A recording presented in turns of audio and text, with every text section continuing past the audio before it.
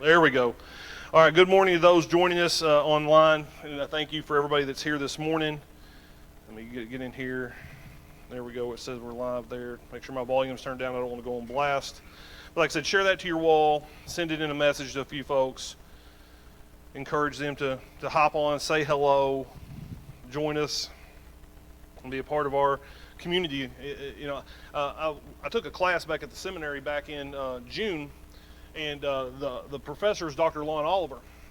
And they have, in their services, it's really interesting. They do their services, they do the whole service, they do it via Zoom. And there's some folks in their church that can't quite grasp the Zoom service. But because they simulcast and do everything else like that. And they have as many people that participate and give to the church and are plugged into the church and the groups of the church on Zoom as they do in person. And the people that are there in person are like, well, when are they going to join the church? And Lon's like, well, they kind of already have. They're here. They're a part of us. We're who they want to be with. And so we're fortunate to have that capability to be able to increase our reach with what we can do online. That's a positive, and it's a negative. You know, we know that a lot of people come to churches. They don't come cold anymore. Very rarely will somebody just show up. They're going to go online. They're going to do their research. They're going to see if the vibe of this tribe matches them and if that's something they want to be a part of. So getting that out there and sharing it with the people that are in your network and doing that is a huge step of one of the things that we're going to talk about today. So I called this sermon, How Long Are We Here and What Do We Have to Do? Because that's, I don't know, from a male standpoint, that's the first question when I show up somewhere is, how long have I got to be here? And what do I have to do? And unfortunately, we ask the first question about how long we're here because that generally tells us what to anticipate, what we're going to have to do. Or we ask, what do we have to do? And that might tell us, it kind of goes hand in hand. They're not necessarily in that order. But I ask that question because there are some folks that subscribe to the Christian belief that think that we're not here for very long. Which, we can look at our lifetime and how long we're going to be here. But they think that things are winding up and that they're going to get escalated to their cloud condo. And if we look at the world, depending on what perspective you have, we can figure that out. Because how many of you think that the world's in pretty bad shape? You can be honest here, speak out. You think so, right? So, let's gain a little perspective. Because if I were to stand up here and tell you that right now, that the human civilization, not our country, not our continent, but the world, is at the apex of mankind is right now. And guess when it'll be higher? Tomorrow. And guess when it's going to be higher than that? The next day. Because we are on an upward trajectory. And you think that sounds crazy. That makes me challenge who you're listening to. But here's some perspective.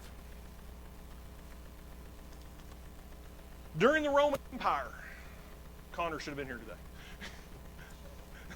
During the Roman Empire, we had gladiatorial games where men were fighting animals and being killed for entertainment by other animals. We had all kinds of crazy, immoral things that were going on.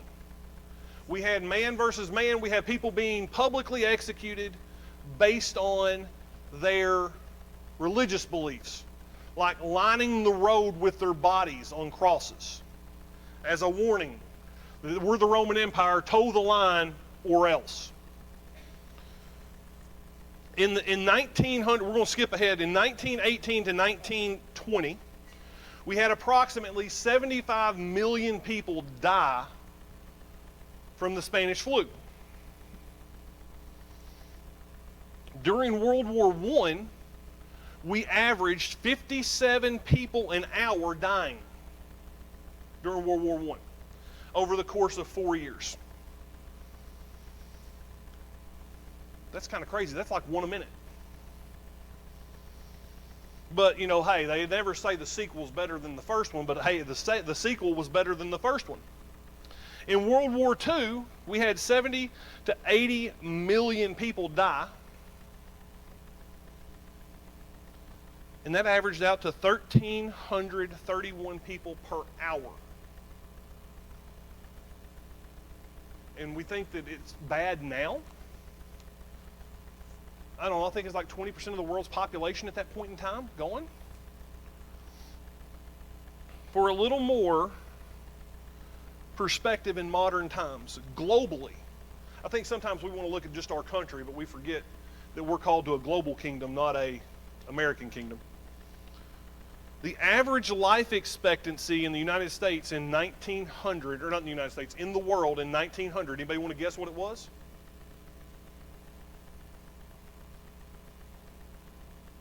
45, 50? 30s? 32.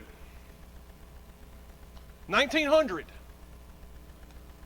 Does anybody know what the single greatest thing that has saved more lives than anything, the single advancement that has saved more lives than anything in the history of mankind? Penicillin? The doctor's not supposed to answer.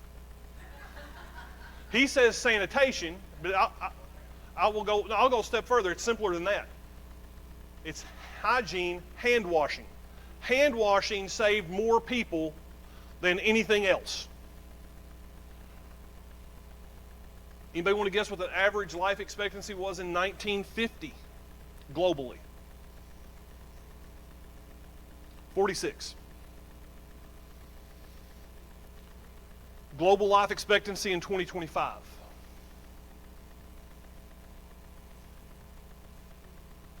73. So in 125 years, we have almost doubled our life expectancy. More people can read today than ever before. Less people are in poverty today than ever before. We've made more technological and medical advancements than ever before.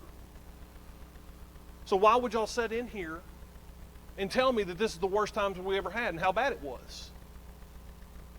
Simple. You've been programmed to do that. But I do want to make one disclaimer. Historically, the world is a dangerous place. You will not make it out alive.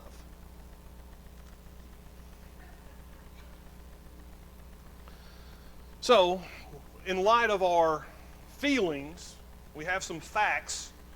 Be careful who you listen to, because not all sources can be trusted. If you go to Galatians chapter 5, 19 through 22, there's a whole bunch of litmus tests there that tell you where the sources of things come from. I broke it down into two. You can call this however you want. You can say flesh or man, the spirit or God. You can decide however you want to call that. But they call it the fruits of the flesh and the fruits of the spirit. You've heard me talk. I've done a couple of different sermons on the fruits of the spirit and the fruits of the flesh. But I want you to use this as a litmus test to think about what you are feeding yourself, your mind, what you're hearing, who you're listening to, who you hold in high esteem. If it elicits this feeling, then you should know where the source is. I'm not going to tell you what the source is. I'm going to allow you to draw your own conclusions, because you're all pretty happy, shiny people. Anxiety. How many of you have felt anxiety in the last 24, 48 hours, last week, last month?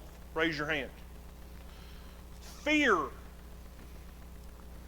Anger. I'm not reading off the qualifications to be a Sith, Steve. Rage. Jealousy. Hatred. Envy. Dissension. If you're reading, watching, or listening to something that causes those feelings, know where it's coming from. How many of y'all ever sat in a pulpit or sat in a congregation on Sunday and the guy in the pulpit elicited those feelings with the words and the way he pieced things together? Now, if it's of God or if it's of the Spirit, it's going to bring you peace, kindness, joy, patience, love, goodness, gentleness, and self-control. Those are going to be the fruits of the Spirit. Negativity sells. They like to enrage you, to engage you, so they can sell you stuff. Don't buy it. The brain is addicted to stress hormones. Any of you have a drama llama in your life? I mean, everything's a big deal. Why? They're addicted to stress hormones. We've got kids that are on devices from the time they can move. They're being hormonally addicted to respond to stimuli and to response.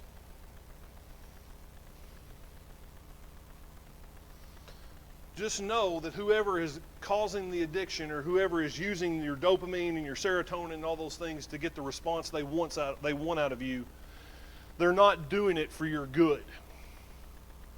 They're doing it for their own gain. It probably dials back down to power, wealth, or control. And that's what they want to have over you. They want to have power over you, they want to have control over you, and they want your money.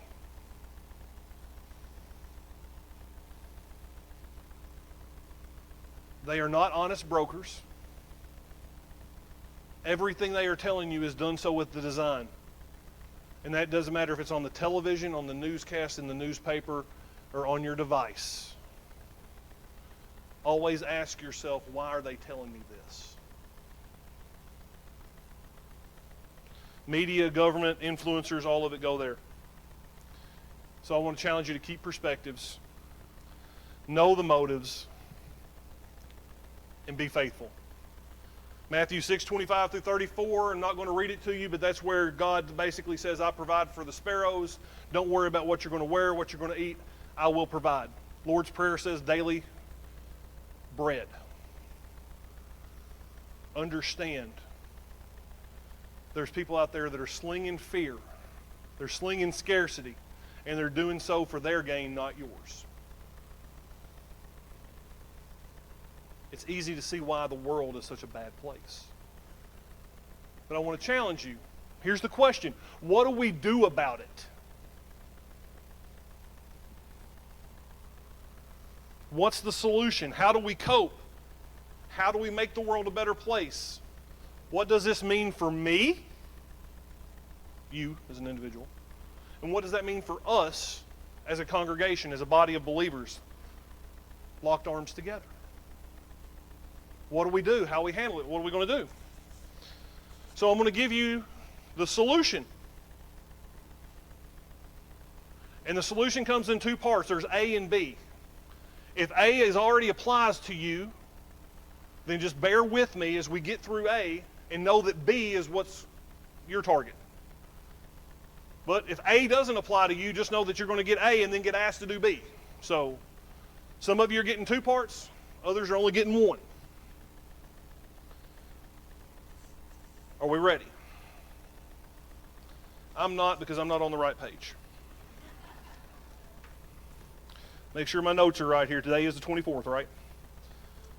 That happened to me a couple weeks ago, and Steve was quick to let me know that I read that I gave one scripture and then I read another. So I just want to make sure we're all on the same page, because several of you will follow along. So you want to go to 2 Corinthians chapter 5 is where I'm at today.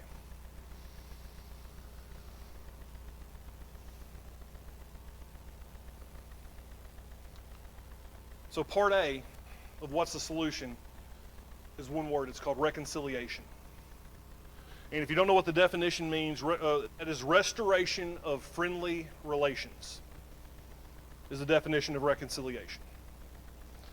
So if you are unreconciled, then that means that you have a hostile relationship with something. Might be a parent, might be a sibling, might be a coworker, might be a spouse, but we all need reconciliation somewhere. So the solution to this gloom and doom world that we live in is reconciliation. And so if you go to verse 16, so from now on, we regard no one from a worldly point of view. So from this point forward, we should not look at someone from a worldly point of view. We're supposed to look at them from a heavenly point of view, from a spiritual point of view. Because this world is temporary. We are spiritual beings having an earthly experience. We are not humans on earth having a spiritual experience. And that changes perspective a little bit when we think about things from our soul being an eternal entity. Not just for if we're lucky, the 73 years that we are projected to have on average. Though we once regarded Christ in this way, we do so no longer. Therefore, if anyone is in Christ, the new creation has come. The old has gone, the new is here. All this is from God, who reconciled us to himself through Christ. So he took a hostile relationship because of our sin and made it friendly again. Reconciled himself through Christ and gave us the ministry of reconciliation. So this is one of those things where it's not just about what you get out of it. What did we get also? When we are reconciled, we get the ministry of reconciliation. That's part B. So A is reconciliation. B is the ministry of reconciliation. That God has reconciled the world to himself in Christ, not counting people's sins against them, and he has committed to us the message of reconciliation. You have been forgiven, your sins are wiped clean, and now it's your job to take the ministry of reconciliation to those who are unreconciled. That's the solution to the world that we live in. We haven't done a very good job, and we still keep climbing. Imagine where we'd be if we were all on the same sheet of music and we were all going in the same direction, doing the same thing for the good of others, not ourselves. Now, people always ask me, Britt, well, what's sin? I like Andy Stanley's version of it, but I've got a little simpler version. Andy says that sin is when you do something that hurts yourself or hurts somebody else. That's sin. Because we know people say, oh, well, that's a constant, it doesn't change. Well, there's things in here in this book that 2,000 years ago was standard operating procedure that now has been amended because the world doesn't work that way anymore. So where Campbell got in trouble saying where the Bible speaks, we speak, and where the Bible is silent, we're silent, because there's things that the Bible is silent on that we have to take a stand on. That we have to, as believers, cling to the words of Jesus, not words of someone who may have never met him.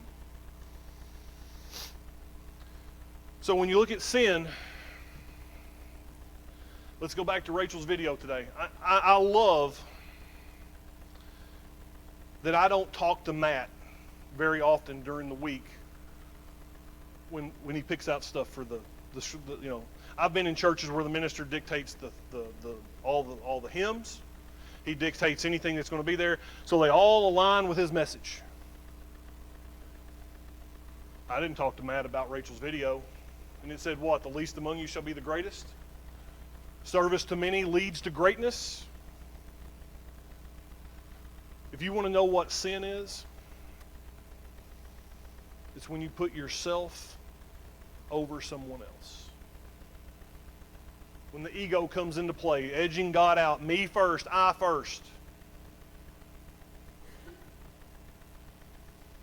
Because then that leads to you making a decision that will either hurt yourself or hurt someone else.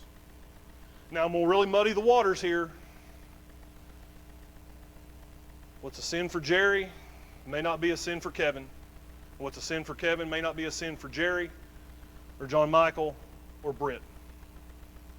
Our relationships with Christ, our witness in our life, are individual. It's an individual basis. And I say that because there might be somebody that they can't game.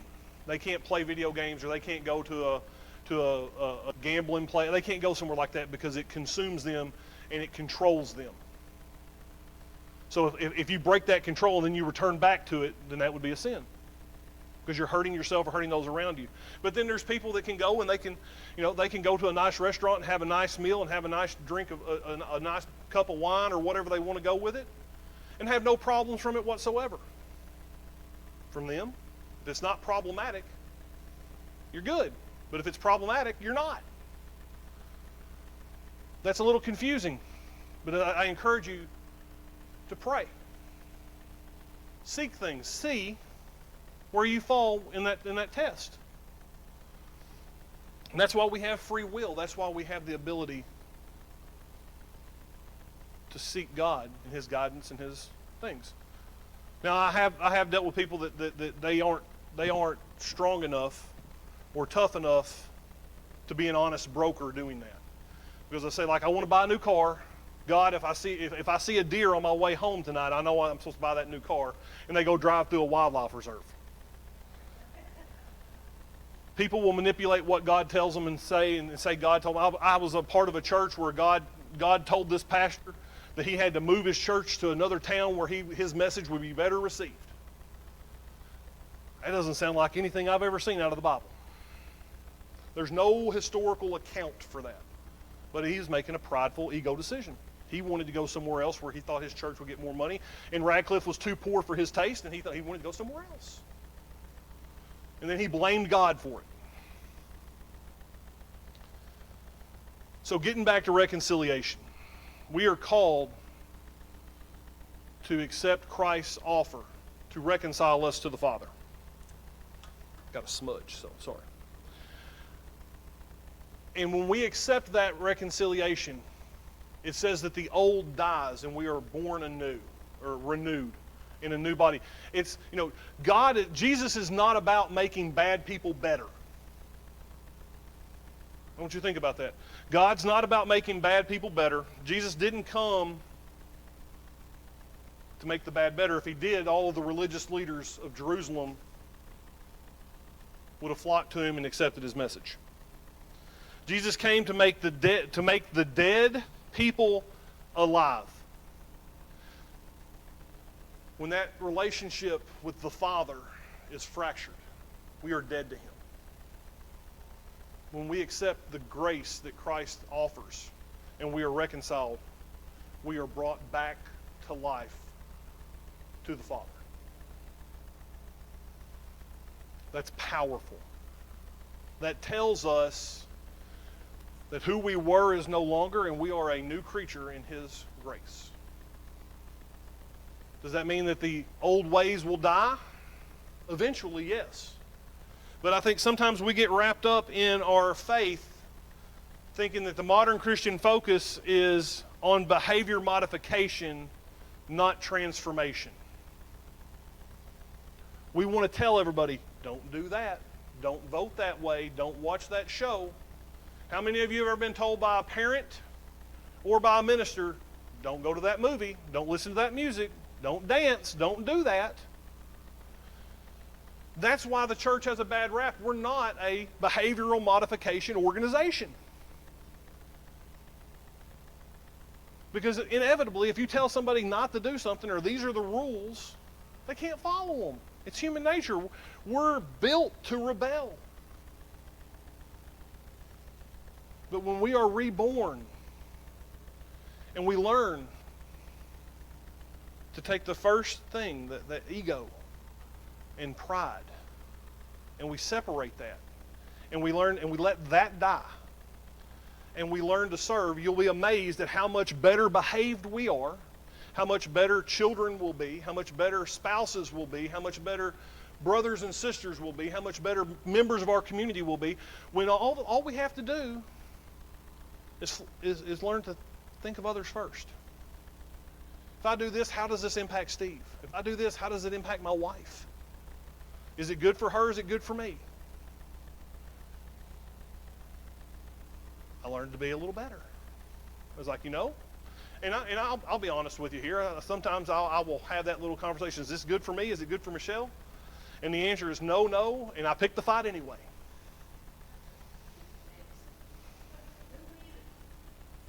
Nobody wins.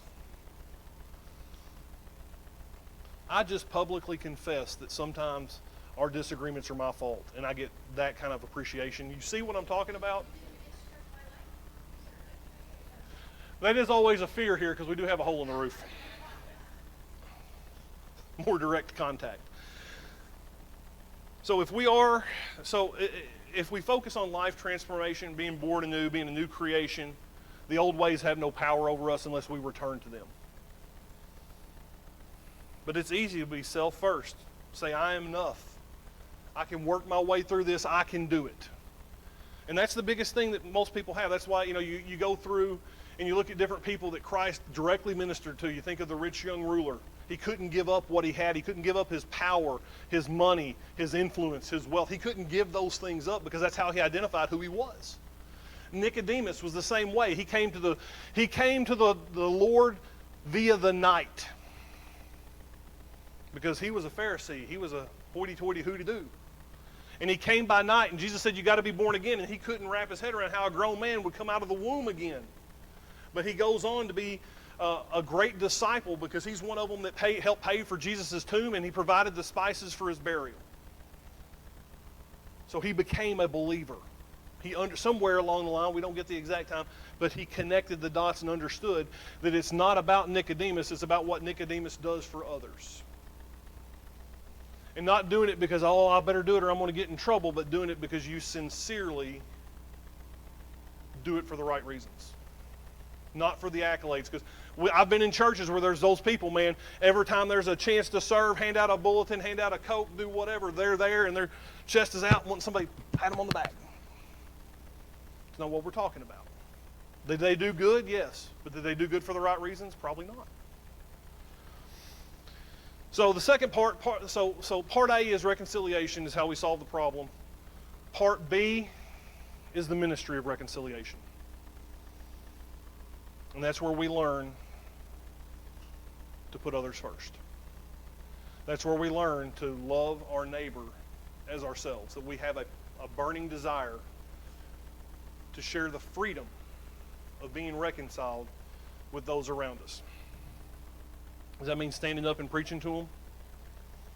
If you get them here, I'll do it. But that's not what we're talking about. We're literally talking about loving until, supporting until, encouraging until.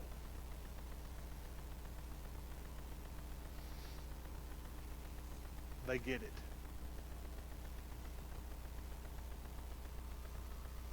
That means that we have to be so focused, we have to be present, we have to be loving, and it may be irritating to them, but that's what we have to be. We're called to be salt and light. Salt will preserve and light shows.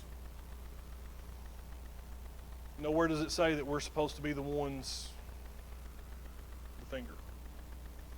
I know some of you like to give people the finger the other way sometimes, but we're not talking about that today. Wagging the finger. My mama was a finger wagger. Our job is that we are the salt, that we preserve the world, and that we are the light that shows Christ, his love. 74 is getting to me today. But as we focus on our ministry of reconciliation, we have to be moved and concerned enough that we get out of our box, that we step out of our comfort zone, that we put ourselves out there and be there for somebody that needs somebody. Encouragement, love. I won't say that we need to be mindful that we're not enabling bad activity and bad decisions. But that doesn't mean we can't love them and support them and encourage them. Because they're going to make bad decisions, and they're going to make more bad decisions, and there's going to be somebody in your life that's probably made a series of bad decisions. But we have to do it. We have to focus the ministry of reconciliation until. So as we go out this week, the way that we improve the world around us is that we help others find reconciliation, and we focus on our ministry of reconciliation.